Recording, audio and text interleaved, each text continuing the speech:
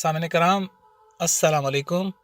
Information, history और current affairs यानी कि IHC चैनल में आपको खुश आमदेद। दोस्तों, पाकिस्तान और अफगानिस्तान के ताल्लुकात की बात की जाए तो अक्सर अफ़गान और पाकिस्तान के लिबरल हज़रात इस कहानी का आगाज़ 1979 से करते हैं। सवाल यह है कि 1979 से पहले क्या सूरत हाल थी? क्या सब अच्छा था? नहीं जनाब, बात कुछ और थी, जिसकी जानिब लोग ना तो बात करते हैं और ना ही अपने सपोर्टर्स को असल कहानी बताते हैं। लिहाजा अब मैं बताता हूँ कि असल वाक़यात क्या थे। लेकिन आगे बढ़ने से कबल मैं शामिल होने वाले नए दोस्तों से इल्तमास करूँगा कि वो मेरे चैनल को सब्सक्राइब कर लें ताकि आइंदा आने वाली वीडियोस भी बाकायदगी के साथ आप तक पहुँचती रहें।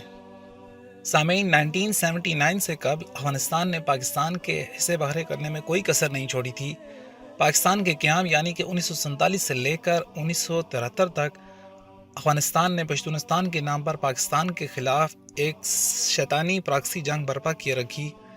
इस खेल का आगाज़ सितंबर 1947 से ही हो गया था, जब अफगानिस्तान वो वाहिद मुल्क था जिसने पाकिस्तान की अक़वाम मुत्तहिदा में शमूलियत की मुखालफत की। सामीन, उस वक्त पाकिस्तान की हुकूमत बेशुमार इंतज़ामी और दीगर मसाइल में गिरी हुई थी। फिर सितंबर 1947 में काबिल में अफगानिस्तान के झंडे के साथ साथ पश्तूनिस्तान का झंडा भी लहराया गया और इसके साथ ही अफगानिस्तान में पाकिस्तान के साथ बॉर्डर इलाकों में पश्तूनिस्तान की आज़ादी के लिए प्रॉक्सी ग्रुप तश्कील दिए गए और सूरत हाल इस हद तक बिगड़ गई कि पाकिस्तानी फोर्सेस और अफगान मदद से बनने वाले प्रॉक्सी ग्रुपों में कई खूनी झड़पें भी हुईं। दोस्तों, जुलाई 1947 में काबिल में मुनक्कद जिरगा ने एकतरफा तौर पर तमाम माहदे मनसूख कर दिए और पश्तूनिस्तान की मुकम्मल हमायत का ऐलान कर दिया। 31 अगस्त को पश्तूनिस्तान डे के नाम से मंसूब करते हुए हर साल उसे मनाना शुरू कर दिया। इसके बाद 1948 से 1949 के दौरान अफ़गान मदरसे से बनने वाले प्रॉक्सी ग्रुपों ने पहले तो तीरा, खैबर एजेंसी और बाद में वज़ीरिस्तान के इलाके रज़मक में पश्तूनिस्तान की आज़ादी का ऐलान करते हुए फ़कीर एपी को अपना सदर मुंतखब कर लिया। मज़ीद ये कि 1950 में अफगानिस्तान की एयरफोर्स के तैयारों ने पाकिस्तान के कबाइलियों की जहनसाजी के लिए पम्फलेट गिराए। सितंबर और अक्टूबर 1950 में अफ़गान फोर्सेस ने अपने तोपखाना की मदद से बलूचिस्तान में दोबंदी के इलाके पर हमला कर दिया और कोयटा और चमन रेलवे लिंक काटने के इरादे से वहाँ एक स्ट्रेटजिक दर्रे पर कब्जा कर लिया। जवाब में पाकिस्तानी फोर्सेस ने इलाके में फौरी तौर पर कमक पहुंचाते हुए एक हफ्ते की सख्त कार्रवाई के बाद दर्रे को आज़ाद करवा लिया। दोस्तों, 1950 से 1951 के दौरान अफ़गान लश्करों ने डेवरन लाइन अबूर करके खैबर एजेंसी पर हमला कर दिया। अफगानिस्तान ने इन मसल्ह लश्करों को हुर्रियत पसंद करार देते हुए प्रोपेगेंडा शुरू कर दिया। इसके जवाब में पाकिस्तान ने अफगानिस्तान के ट्रेड रूट पर कुछ पाबंदियाँ आयद की। हद यह है कि एक अफ़गान बाशिंदे सैयद अकबर बबरकज़ई ने पाकिस्तान के मुंतखब वज़ीर-ए-आज़म लियाकत अली ख़ान को 1951 में कत्ल कर दिया।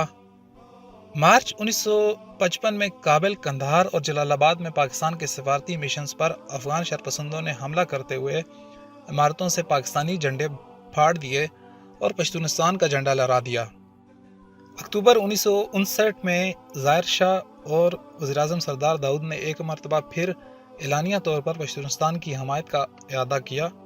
मार्च 1960 में अफगानिस्तान ने पाशा गुल की ज़ेर क़यादत प्रॉक्सी ग्रुपों को असले से लैस करके बाजोड़ के इलाके में मसल्लह मुज़ाहमत की तारीख शुरू करने के लिए भिजवा दिया, जिस पर पाकिस्तानी फोर्सेस ने बाद में बासानी काबू पा लिया।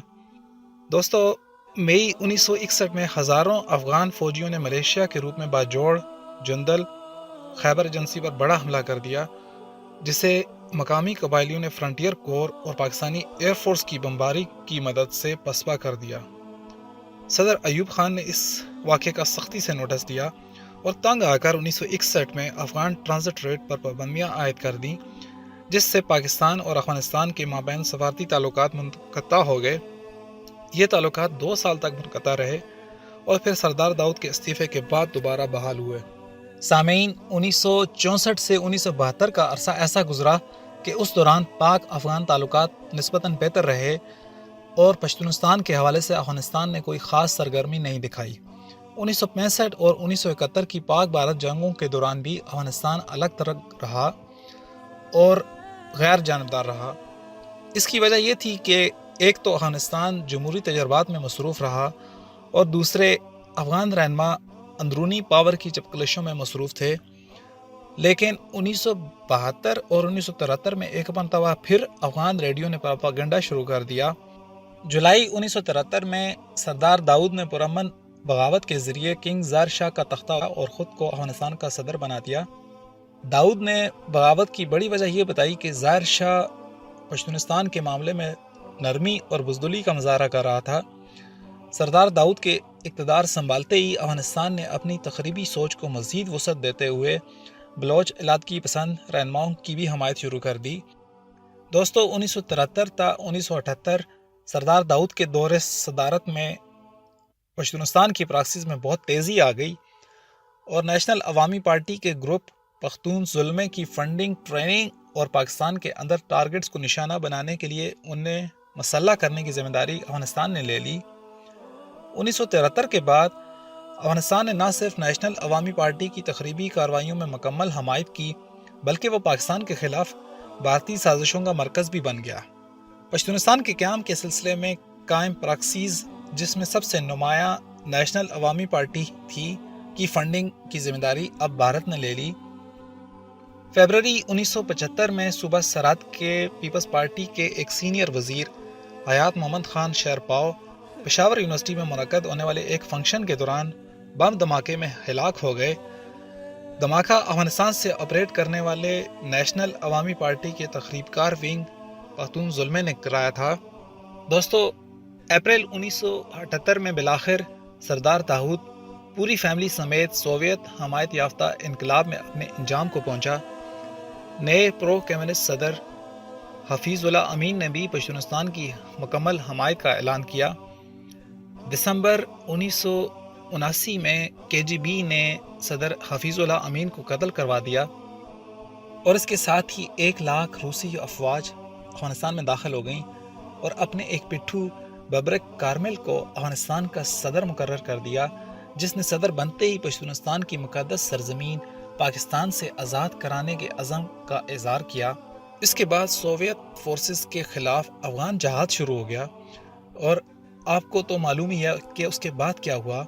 اسی جہاد کے حوالے سے افغان کہتے ہیں کہ پاکستان نے افغانستان کے ساتھ بڑی زیادتی کی، لیکن اس سے پہلے کی افغان وارداتیں میں نے تفصیل سے بیان کر دی ہیں۔